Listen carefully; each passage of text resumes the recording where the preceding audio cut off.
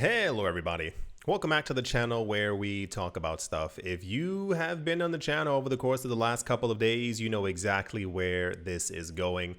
Every day gets more dramatic than the last, and this is why we're all still here, because it seems like a bit of a train wreck, if we can all be completely honest. For those of you who don't know, you should know by now.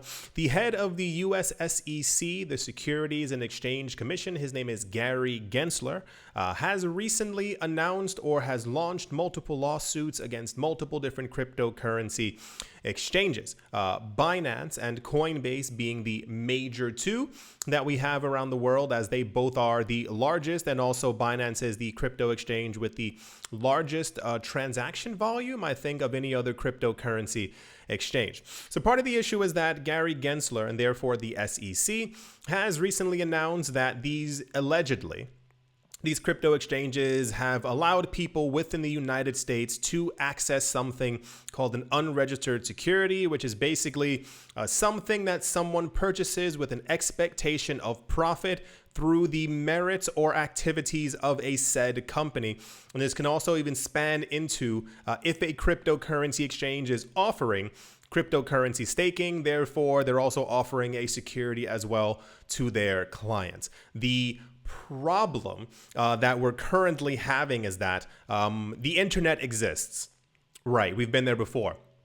People can find information about what Gary Gensler has said and done a number of years ago because it's on the internet. It just simply exists there. For those of you who were not here, this was a topic of interest around last year when the SEC crypto exchange onslaught kind of began around the FTX era. A lot of people began to realize that Gary Gensler, the head of the SEC, the guy who's doing all the lawsuits, roughly around 2018 had announced, in 2018, Gary Gensler actually worked at MIT as a teacher, and he was actually teaching about cryptocurrencies. Why is this interesting? You might say, oh, that's cool. It kind of makes a lot of sense, whatever. The point of the class, which was called Blockchain and Money, he taught it in 2018, was basically he was going over cryptocurrencies with the class. He was explaining blockchain, crypto, how money works. One of the more fascinating things is that people were asking him about the classification of things as securities, because this became a topic around 2018 when a lot of people were lying to other people that Ripple XRP had to be a security because they were working with banks. Whatever the old tale was back then, that's kind of what it came to be kind of right now, and everyone began to point fingers, basically in a way to try and discredit other coins. Your coin's a security, mine is not, therefore yours is going to fall in price. It seems very childish and stupid, but that's also a portion of the cryptocurrency community.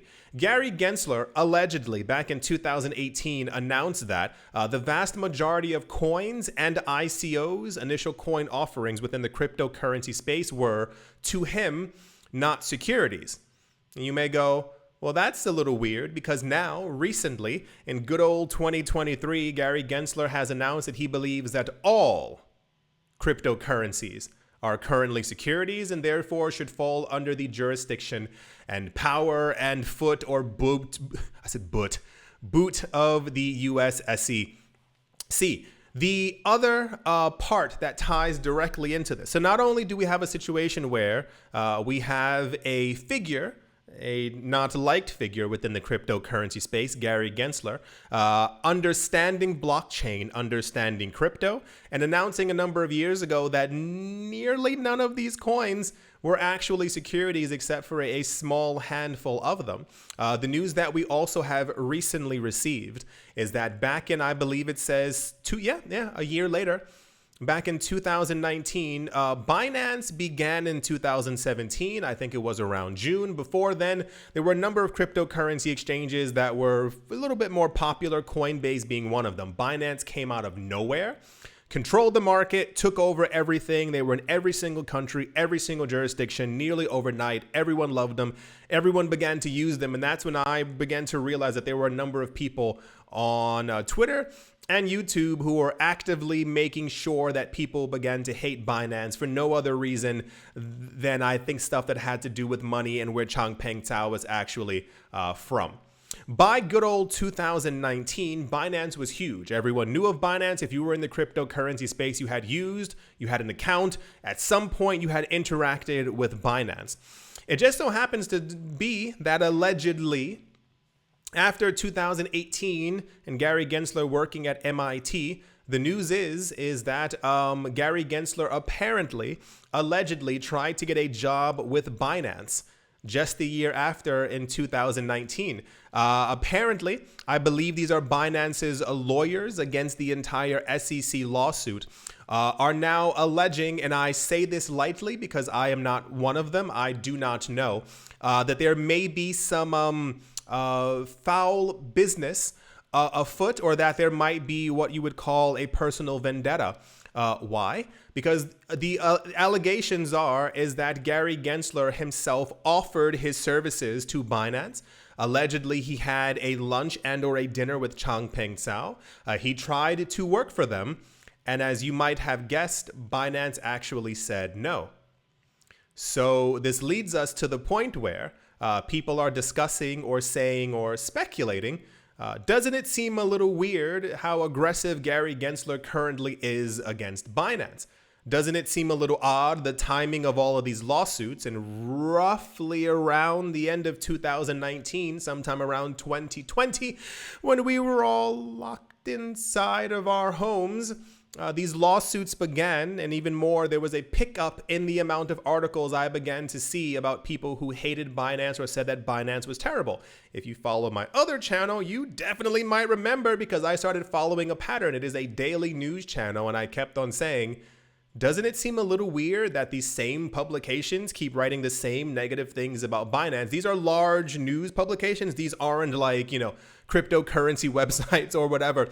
I will not name them, but you can definitely find the articles from 2019, 20, and 21, and also 2022, especially after FTX began to collapse. So the thing that we have right now is the gigantic amount of speculation that a large portion of Gary Gensler's actions over the course of the last few years may have, no one knows, may have been a part of a, I don't want to use the word vendetta. Vendetta is very strong. I'm trying to find the word in English, but I can't find it.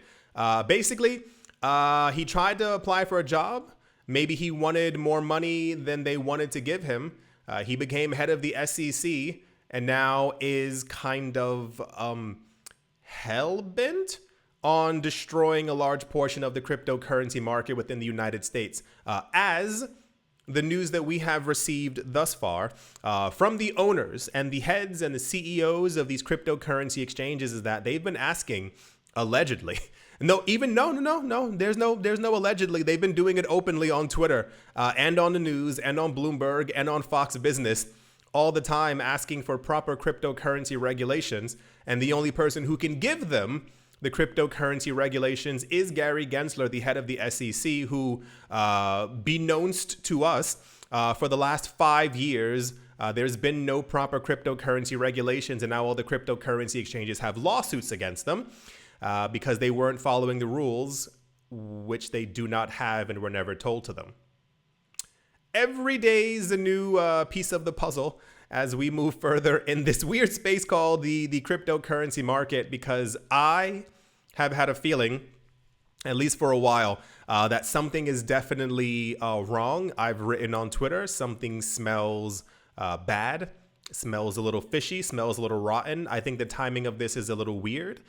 If we hear, me, you, and us, by the end of this year, that Fidelity, BlackRock, JP Morgan Chase, the New York Stock Exchange, or the NASDAQ is going to be creating their own cryptocurrency exchange, and that they become one of the largest players inside of the United States, the image that I have in my head will have become a lot clearer, because something is definitely wrong. I do hope, despite all, as always, I always forget this part.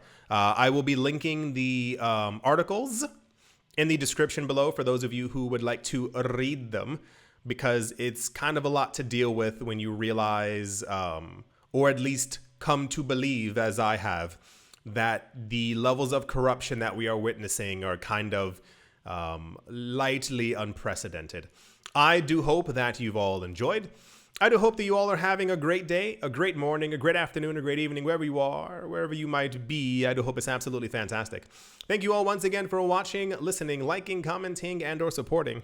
And I will most certainly be talking to you all soon. See you.